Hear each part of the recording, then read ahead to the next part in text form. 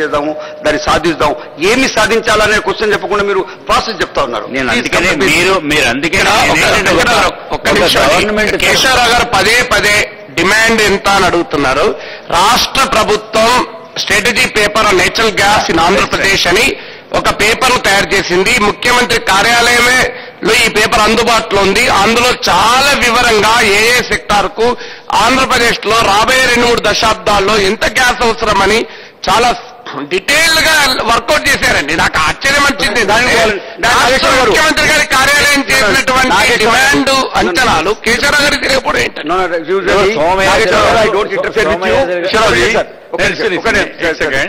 ఆశా గారు మీకు చాలా విజయంగా తెలుస్తుంది, మాకు తెలియదు, మాకు షార్ట్ గా తెలుస్తుంది కాబట్టి చెప్తున్నా నేను.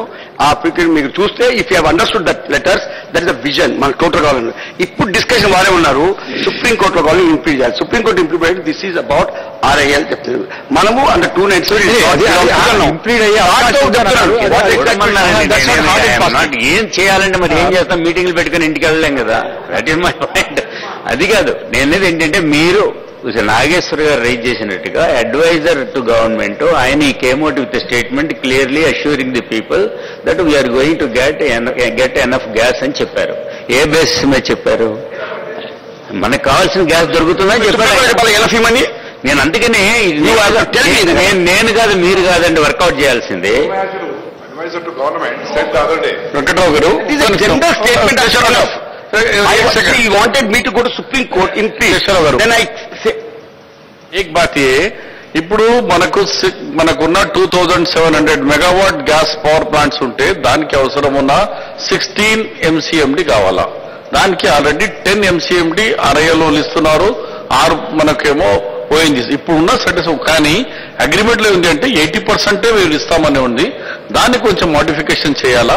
గ్యాస్ ప్రైస్ $4.2 ఉంది. దాన్ని APM ప్రైస్ మనకు ONGC నుంచి 2.43 వస్తుంది. ఆ ప్రైస్ లో మాకు సబ్సిడైజ్ ప్రైస్ నుంచి మాకు ఇవ్వాలా. ఇలాంటి 2 డిమాండ్స్ ఉన్నాయి. ఫ్యూచర్ ప్లాన్ కూడా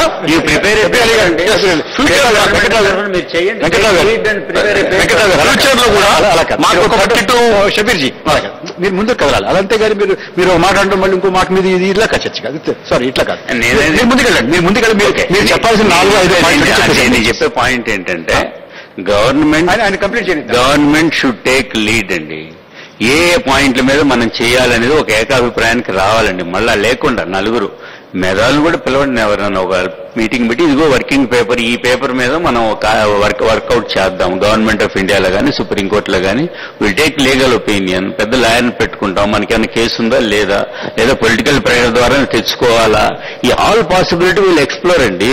ఒకవేళ వీలు ఉందంటే మనం చేద్దాం. ఎవరు చేయాలో నన్ను చేయమంటే నేనేం చేస్తాను? కేశవరావు గారు నన్ను ప్రశ్నిస్తే గవర్నమెంట్ ఆఫ్ ఆంధ్రప్రదేశ్ ఉంది, let them work out what is available, what is not available. చేయండి, మీరు చేయించండి, ఏం తప్పే ఉంది? క్రెడిట్ మీకే వస్తుందండి. ప్రభాకర్ గారు, చీఫ్ మినిస్టర్ గారు ప్రైమ్ మినిస్టర్ రాసిన లేఖలో డిమాండ్లు చాలా స్పష్టంగా ఉన్నాయి. ఇంతకుముందు షబీర్ అలీ గారు కూడా పాయింట్ రేజ్ చేశారు. కరెక్ట్. అది ఎగ్జిస్టింగ్ అసెట్స్ ఏంటి, ఫ్యూచర్ అసెట్స్ ఏంటి, ఎంత గ్యాస్ అలొకేషన్ అవసరం ఉంటుంది. అయితే ఆ అలొకేషన్ పైన ఒక నమ్మకం ఉండాలి. నమ్మకం ఉంటే ప్రైవేట్ పెట్టుబడులు వస్తాయి. నమ్మకం లేకపోతే ప్రైవేట్ పెట్టుబడులు అంత ఈజీగా రావు. వస్తే సంతోషమే. ఇక్కడ ఎవరికైనా పలుకుబడి ఉండి వచ్చినా రాకపోయినా మేము పెట్టుబడులు తెప్పిస్తామంటే మాకే అభ్యంతరం లేదు, సంతోషంగా తెప్పియండి. రెండోది ONGC పూర్తి చేయలేదు నాగేశ్వర గారు, దయచేసి వెంకట్రావు గారు. ఇంకొక పాయింట్ ఏంటంటే, గత చరిత్ర మళ్ళా పునరావృతం కాకుండా మళ్ళా ఇప్పుడు గ్లోబల్ టెండర్స్ ఏదో చేయబోతున్నారని నిన్న ఇవాళ యాడ్ వచ్చింది. ఇవాళ నుంచి మొదలైందండి. మరి మనం ఇప్పుడన్నా నిద్ర లేవచ్చు కదా. స్టేట్ గవర్నమెంట్ అదే నేను చెప్పేది, ఇది ఒకటే సజెషన్. రాజ్ కుమార్ గారు, ఈరోజు ఎన్టీవీ వారు చాలా మంచి ప్రోగ్రాం తీసుకున్నారండి. సంవత్సరాల తరబడి లేకపోతే కొన్ని మాసాలుగా లేకపోతే కొన్ని రోజులుగా అందరి మనోభావాలు రకరకాలుగా ఉన్నమాట వాస్తవం మనకు అందరూ కూడా తెలుసు. దీని మీద చర్చ వస్తూ ఉంది. అసెంబ్లీలో లేకపోతే శాసన మండలిలో, లోక్సభలో, రాజ్యసభలో కూడా రావడం జరిగిందండి. ఈరోజు ఈ ఎన్టీవీ ఒక విషయంలో నేను అభినందిస్తున్నానండి. ఇంతమంది పెద్దలు అన్ని పార్టీల వారు వచ్చి ఇంత ఓపికగా ఉదయం 2 గంటల నుంచి 8 గంటల వరకు కూర్చున్నారంటే దీని యొక్క అవసరం, దీని యొక్క తీవ్రత, దీని యొక్క ఆలోచన, రకరకాల సందేహాలు, దీనిలో సాధక బాధలు, కష్ట నష్టాలు ఇవన్నీ కూడా మనకి మనసులోనే వాళ్ళ చాలా మంది ద్వారా బయటకు వచ్చిందండి. నేను కూడా మధ్యాహ్నం నుంచి కూడా అంటే ఇంటి దగ్గర ఫాలో అయ్యాను, మళ్ళీ ఈ ప్రయాణంలోనే మిస్ అయ్యాను, మళ్ళీ ఇక్కడికి వచ్చి రావడం జరిగింది. నాకు తెలియని అనేక విషయాలు కూడా ఇక్కడ చర్చకు వచ్చిందండి. వారు చెప్పింది ఒక హృదయ విదారకం అనిపించింది నాకు. ఆ ప్రాంతాల్లో ఉన్నటువంటి ప్రజానీకం, ఆ గ్రామాలు ఏ విధంగా నష్టపోతున్నాయని వారు ప్రాంతాన్ని బట్టి వారు మాట్లాడారు. సరే, ఎవరి ప్రాంతం మీద వాళ్ళు ప్రేమ, కానీ నిజంగా ఆలోచిస్తే ఈ గ్యాస్ రావడానికి మనం ఎంత సంతోషపడుతున్నామో దాని వల్ల నష్టపోయే ప్రజానీకం కూడా ఉన్నాడని మనకు అందరికీ తెలుసు. అయితే అదొక ఇది, అది కూడా ఆలోచించాలి. వాళ్ళ నష్టపరిహారం ఇవ్వడానికి ఆలోచించాలి. ఇందాక కొంతమంది ఏమంటున్నారంటే మనం గనక మందే అనుకుంటే ఇంకొక రాష్ట్రం నుంచి మనకు వచ్చేది ఎట్లా అంటున్నారు. ఈ మొహాటాలకు పోతే విశాఖ ఉక్కు ఆంధ్రుల హక్కు అని ఆ రోజున ప్రాణత్యాగం చేసిన వాళ్ళు, ధర్నాలు చేసిన వాళ్ళు, జైలుకి వెళ్ళిన వాళ్ళు, లాఠీ దెబ్బలు తిన్న వాళ్ళు, దానికోసం పోరాటం చేసిన వాళ్ళు కొందరే, కానీ ఎందరో ఇవాళ దాని గురించి సంతోషపడతా ఉన్నారు. అలాగే ఆల్మట్టి మా ఇష్టం అన్నారు, ఇక్కడ నష్టం వచ్చినా సరే మా ఇష్టం మేము చేసుకుంటున్నాం అన్నారు, వాళ్ళు కట్టేసుకున్నారు. అలాగే బాబ్లీ మా ఇష్టం అన్నారు, మేము కట్టేసుకున్నాం అన్నారు. చెప్తున్నానండి, ఎవరిష్టం వాళ్ళని చెప్పని ఎవరి ప్రాంతానికి వాళ్ళు మేలు చేసుకున్నప్పుడు ఆంధ్రప్రదేశ్ ప్రజానీకం ఇది మా ఆస్తి, ఇది మా హక్కు, ఈ నేల మనది, ఈ గ్యాస్ మనది, లేకపోతే సహజవాయు ఆంధ్రకు ఐవు, విశాఖ ఉక్కు ఆంధ్ర హక్కు, మంచి పదాలు రాశారు. కేజీ బేసంపై హక్కు, ఆంధ్రులకే హక్కు అని చెప్పినాను. తీరం మనది, క్షేత్రం మనది, సహజవాయు మనది కూడా మంచి పదాలు రాశారు. నేనేమంటానంటే ప్రతి మనిషిలో కూడా అవేర్నెస్ రావాలి. అయితే ఒకటి మనకి సరిపోగా మిగిలిన దాన్ని ఇతర రాష్ట్రాలకు ఇవ్వడంలో తప్పు లేదు, ఇతర దేశాలకు ఇవ్వడంలో తప్పు లేదు. కానీ మన ఇంటి ముందుకు పోతూ, మన వాకిటి ముందుకు నీళ్లు పోయినా, మన వాకిటి ముందుగా కరెంటు పోతున్నా, మన వాకిటి ముందుగా గ్యాస్ పోతున్నా కూడా మనం చూస్తా ఊరుకుని ఆయన బిజినెస్ మ్యాన్ వచ్చి ఆయన స్వార్థం ఆయన చూసుకుని అసలు ఈ ఆంధ్రప్రదేశ్లో తయారైన దాని గురించి ఆలోచించకుండా, భారతదేశంలో తయారైన దాని గురించి ఆలోచించకుండా ఏ ఇతర దేశాలకో ఇస్తామని ఒకవేళ మనం ఆయనకి ఇచ్చిన తర్వాత అనుకుంటే ఆ ఒప్పందాలు ఏంటి, అదేంటి అనేది కూడా మనం ఆలోచించాలి. మనందరం కలిసి ఒకటండి, ఇక్కడ మహిళలకు సంబంధించి మనందరం కలిసి ఆంధ్రప్రదేశ్ రాష్ట్ర ప్రజల తరపున ఇదిగో ఇది మాకు కావాలి, నేను అదే చెప్పేది ఇందాక చదివానండి. మహిళలాగా ఇందాక ఒకరిద్దరు మాట్లాడారు, నేను వచ్చాను, అందరూ నా తర్వాత వచ్చిన వాళ్ళు కూడా వెనక నుంచి అందరూ మాట్లాడారు. ఎందుకంటే వాళ్ళు బాగా తెలిసిన వారు, ప్రిపేర్ అయ్యి వచ్చారు, మాట్లాడడం చాలా మంచిదే. నేను చెప్పేది ఏంటంటే ఒక మామూలు భాషలో, నేను పేపర్లు తీసుకురాలేదు, రాసుకోలేదు.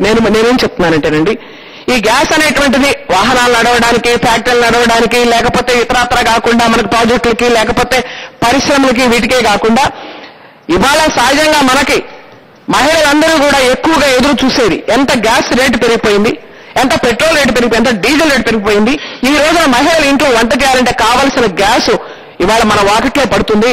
దీని మూలంగా రేటు తగ్గుతుందేమో, దీని మూలంగా మనకు గ్యాస్ కొరత లేకుండా ఏర్పడుతుందేమో, సిలిండర్ ఎప్పుడైపోతే అప్పుడు వస్తుందేమో అనేటువంటి ఆనందంతో మన వాళ్ళు ఉన్నప్పుడు వాళ్ళ ఆశను నిరాశ చేయకుండా అందరం కూడా ఇందాక చెప్పినట్లుగా మీరు గెలవలేదు, మీరు మాట్లాడేది లేదు, లేకపోతే మీరు మీ పార్టీ కాదు, ఆ గవర్నమెంట్ లో ఏం చేశారు, ఇన్నేళ్ళు ఏం చేశారు, ఇది కాదు.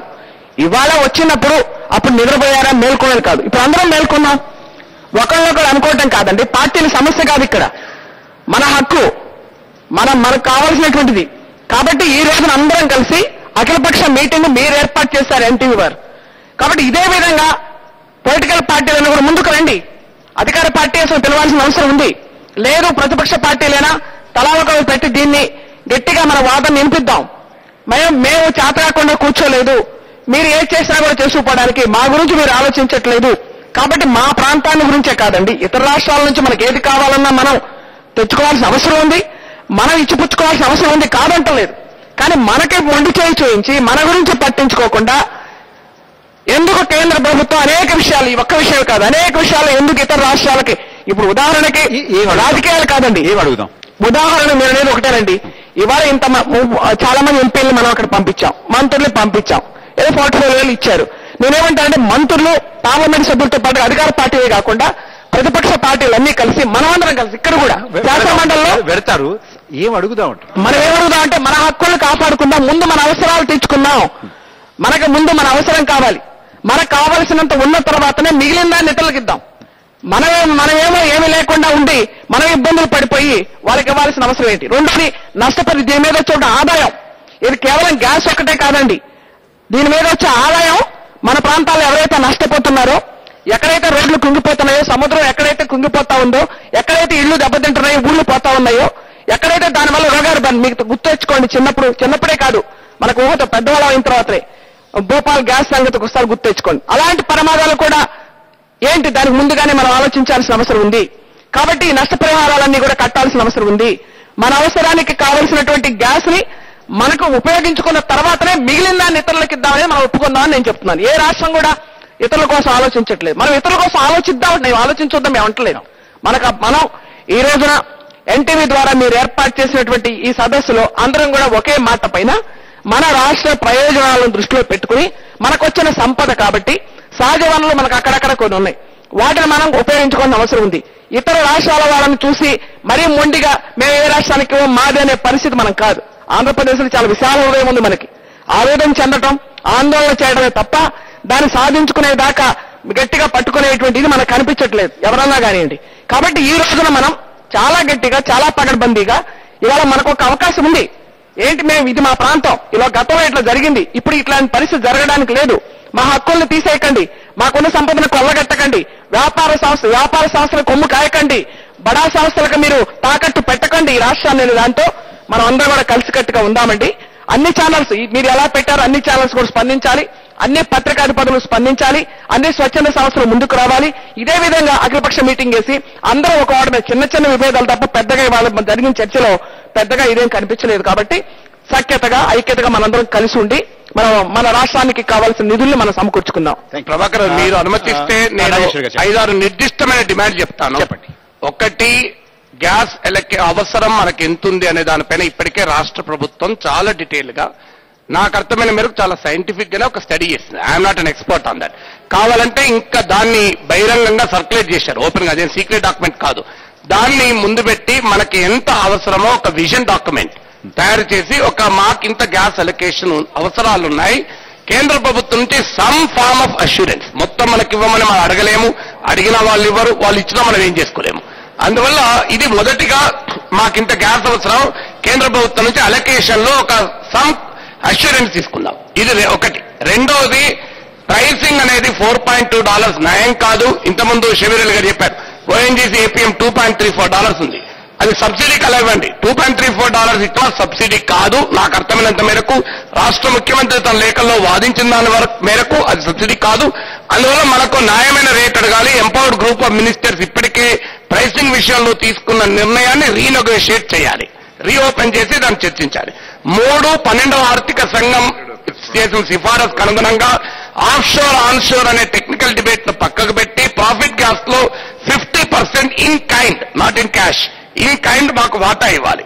4, గ్యాస్ ఇన్ఫ్రాస్ట్రక్చర్ బిల్డప్ చేసుకోవాలి. అది పైప్ లైన్లు కావచ్చు, అది ఇండస్ట్రియల్ కాంప్లెక్సెస్ కావచ్చు, దానికి కావాల్సిన ఒక బ్లూ ప్రింట్ ఇప్పటికే రాష్ట్ర ప్రభుత్వం రూపొందించి ఉంచింది కనుక దానిపైన కూడా చర్చ పెట్టి ఆ బ్లూ ప్రింట్ కు అనుగుణంగా public investment, private investment, international investment ఎలా మొబిలైజ్ చేస్తామో అది ఆలోచించాలి. నెక్స్ట్ పాయింట్, ఆ స్థానిక ప్రజల ఇబ్బందులు ఉన్నాయి కనుక ఒక comprehensive development, welfare and security and environmental policy for the KG basin people, దీన్ని రూపొందించాలి. ఇది నాకు తెలిసినంత వరకు పూర్తి స్థాయిలో రూపొందించినట్టు ఎక్కడా లేదు. ఇది రూపొందించి ఇది అమలు చేయించాలి. ఈ డిమాండ్లు ప్రధానమైన డిమాండ్లుగా మనం ముందు పెట్టాలి. ఈ డిమాండ్ల సాధనకు ఒకటి, అసెంబ్లీలో, కౌన్సిల్లో అవసరమైతే మళ్లీ తీర్మానాలు చేయాలి. శాసన మండలిలో నేను ఆల్రెడీ నోటీస్ ఇచ్చాం, చర్చకు వచ్చినప్పుడు ఖచ్చితంగా అడుగుతాం. 2, అఖిలపక్షం ముఖ్యమంత్రి గారిని లీడ్ చేయమనాలి. ఇక్కడున్న పెద్దలందరూ ఒక ప్రతినిధి వర్గంగా వెళ్లి ముఖ్యమంత్రిని కోరాలి. మనం ఒకటి ఆలోచిద్దాం, ముఖ్యమంత్రి గారు లేఖలు రాశారు, ఇక రాజకీయంగా ఆయన ఒక డెడ్ ఎండ్ లోకి వచ్చాడని నా అభిప్రాయం. ఇంకేం చేయలేడు అన్లెస్ అందరం కలిసి దీనిపైన ఒత్తిడి తెస్తేనే, ఇదే రాజకీయాలకు అతీతంగా. ఇంకొక డిమాండ్ ఏంటి, ఇప్పటికైనా ఒక ఆల్రెడీ స్టేట్ గవర్నమెంట్ అనౌన్స్ చేసింది, ఒక కార్పొరేషన్ ఏర్పాటు చేసి మనమే బిడ్డింగ్ లో పాల్గొనాలి. వీటిని సాధించడానికి ఒక అఖిలపక్షం వెళ్ళాలి, ముఖ్యమంత్రి లీడ్ చేయమనాలి. ముఖ్యమంత్రి లీడ్ చేయకపోతే మనమే అందరం కలిసి వెళ్ళాలి, ఎవరు లీడ్ చేయాల్సిన అవసరం లేదు. అందరం కలిసి ప్రధానమంత్రి ముఖ్యమంత్రి దగ్గరికి మరోసారి ముఖ్యమంత్రి గారిని ఒప్పించాలి. వీలైనంత